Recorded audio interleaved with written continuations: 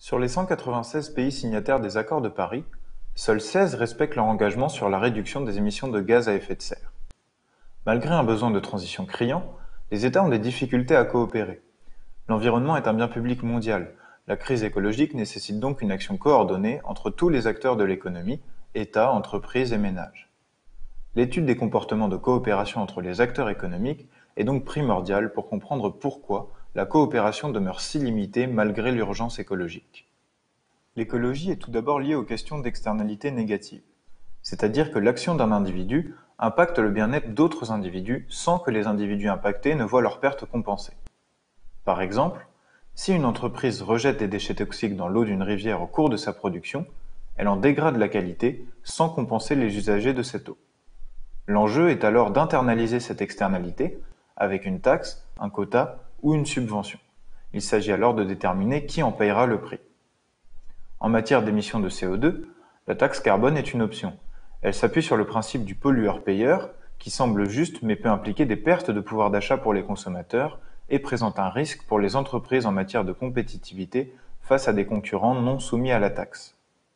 L'instauration d'une taxe carbone mondiale prônée par le co-prix Nobel d'économie William Nordhaus résoudrait ce problème. La question environnementale est aussi soumise à ce que les économistes qualifient de problème du passager clandestin. En effet, de façon individuelle, aucun acteur n'a intérêt à agir seul pour lutter contre la surexploitation d'une ressource, car son exploitation personnelle est minime face à l'étendue de la ressource et n'engendre pas de dégradation significative. Cependant, comme l'évoquait Hardin dès 1968 dans sa Tragédie des communs, en l'absence de centralisation des actions individuelles, tous les acteurs adoptent ce comportement, personne ne protège la ressource et celle-ci disparaît à cause de sa surexploitation. Les limites de la rationalité des agents peuvent également poser problème lorsque ceux-ci sont confrontés à des enjeux de long terme qui diffèrent de ceux de court terme, comme pour le changement climatique. Entreprises, banques et dirigeants politiques sont en effet soumis à une forme de myopie face aux événements lointains et incertains, comme l'évoquait Mark Carney dans sa Tragédie des horizons, dans le cas des investisseurs financiers. La prise de conscience du problème écologique comme une menace imminente est donc primordiale, car elle peut pousser les entreprises à revoir leur stratégie, alliant bonne image environnementale et profit. Certaines marques de biscuits ont ainsi banni l'huile de palme de leurs produits face aux demandes de leurs consommateurs. La question de la transition écologique se heurte également à des problèmes de financement.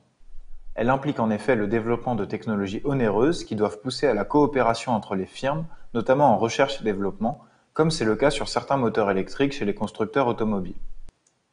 L'État est aussi le seul à pouvoir soutenir des projets nécessaires au bien-être, mais non valorisés sur le plan financier, notamment à travers des subventions comme pour la rénovation thermique, en soutenant par exemple l'installation de double vitrage.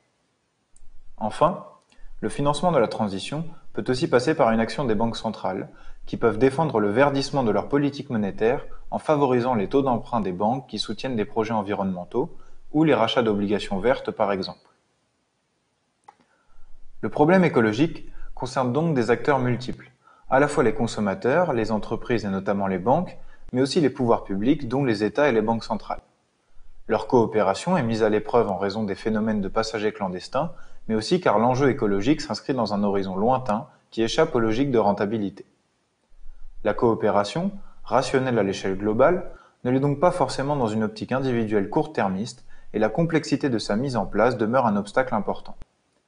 Cependant, étudier ces obstacles, c'est aussi proposer des solutions pour les surmonter et continuer à avancer dans un monde plus responsable.